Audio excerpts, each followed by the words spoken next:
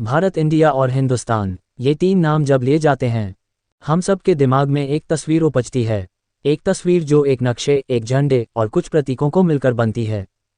कमाल की बात यह है कि इस तस्वीर का एक नाम भी है जो तस्वीर का ही हिस्सा है। नाम हटा दिया जाए तो तस्वीर बदल जाएगी।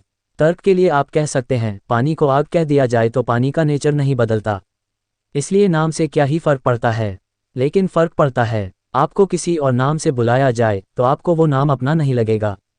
हालांकि इसका ये भी मतलब नहीं कि एक वस्तु, जीव या इकाई के एक से ज़्यादा नाम नहीं हो सकते।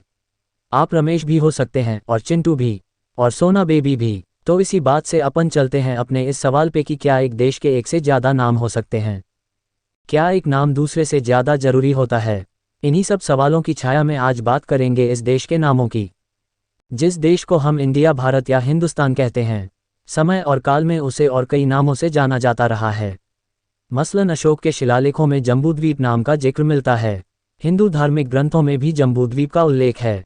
हालांकि जम्बूद्वीप का संबंध पूरे महाद्वीप से था या एक खास देश से, ये पक्का नहीं कहा जा सकता। इस महाद्वीप में काले जामुनों की बहुतायत थी, शायद इसी कारण इसे जम्बूद्वीप कहा जाता था। नाम और भी थे। तिब्बत के लोग इसे ग्यागर और फाग्युल कहकर बुलाते थे। वहीं चीन के लोग अलग अलग समय में इसे तियांजू और जुआंदू और येंदू नाम से बुलाते रहे। इसके अलावा आर्यों के कारण इसे आर्यावर्त नाम भी मिला। हालांकि जो नाम सबसे ज़्यादा उपयोग में लाया जाता था, खासकर यहाँ रहने वाले लोगों के द्वारा, वो भारत था। इसको लेकर कई अलग अलग मत हैं। मसलन सबसे फेमस कहानी है राजा भरत की, जिनका जिक्र महाभारत के आदि पर्व में मिलता है। कहानी यूं है कि महर्षि विश्वामित्र और अप्सरा मेनका की एक बेटी हुई। नाम था शकुंतला। शकुंतला और हस्तिनापुर के महाराज दुष्यंत का गंधर्व विवाह हुआ। उनकी एक संतान हुई, भरत, जो आगे जाकर हस्तिनापुर के महाराज बने। इन्हीं भरत ने एक विशाल भूखंड पर लंबे समय तक राज किया और उन्हीं के नाम पर उनके राज्य का नाम भारतवर्ष पड़ा। इसके अलावा भारत नाम का जिक्र हिंदुओं के सबसे पुराने ग्रंथ ऋग्वेद में मिलता है। एकदम ठीक नहीं कहा जा सकता, लेकिन ऋग्वेद के बारे में माना जाता है कि इसकी रचना ईसा से 1500 से 1200 साल पहले हुई थी। ये हड़प्पा संस्कृति के अंत और वैदिक काल के शुरुआत का समय है। इतिहासकार रणबीर चक्रवर्ती अपनी किताब एक्सप्लोरिंग अर्ली इंडिया में लिखते हैं, ऋग्वेद में करीब 300 कबीलों का जिक्र आता है। इनमें प्रमुख थे पुरु, यदु, अनु, द्रुह्यु और तुर्वासा। इनके अलावा एक और कबीला था जिन्हें भारत कहते थे। इस कबीले के लीडर या राजा का नाम सुदास था।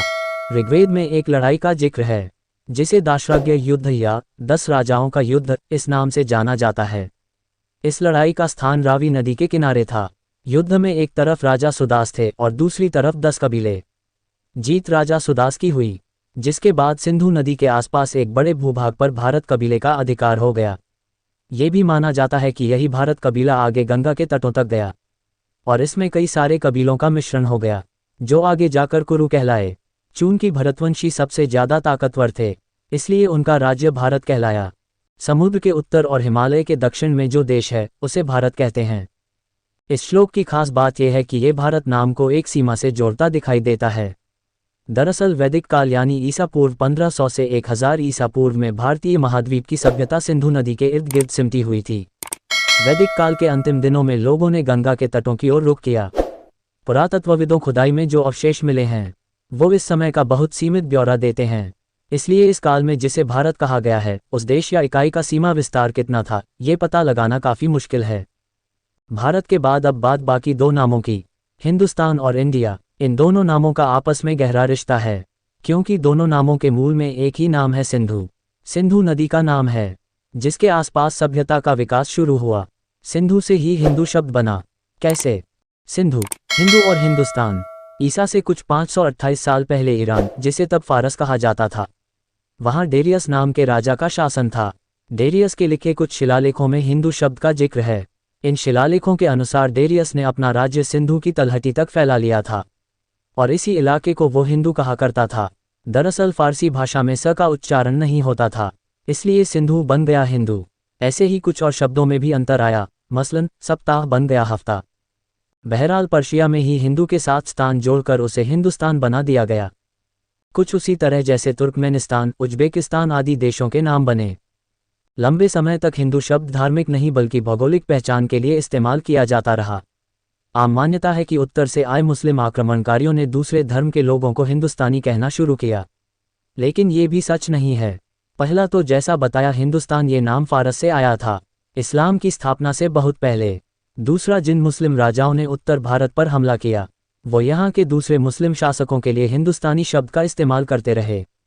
मसलन बाबरनामा में बाबर ने लिखा है, सरहिंद के पास एक हिंदुस्तानी आया और उसने मुझे बताया कि वो सुल्तान इब्राहिम लोदी का दूत है।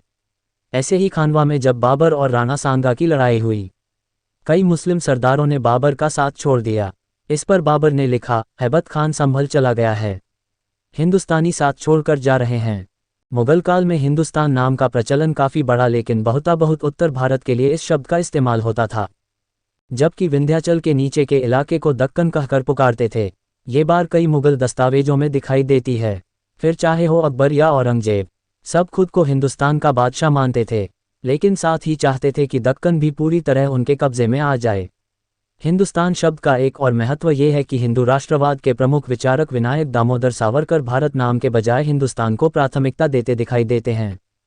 सावरकर के अनुसार हिंदू और हिंदुस्तान सिंधु नदी और सिंधु यानी सागर के बीच रहने वाले लोगों को सबसे बेहतर डिस्क्राइब करते हैं।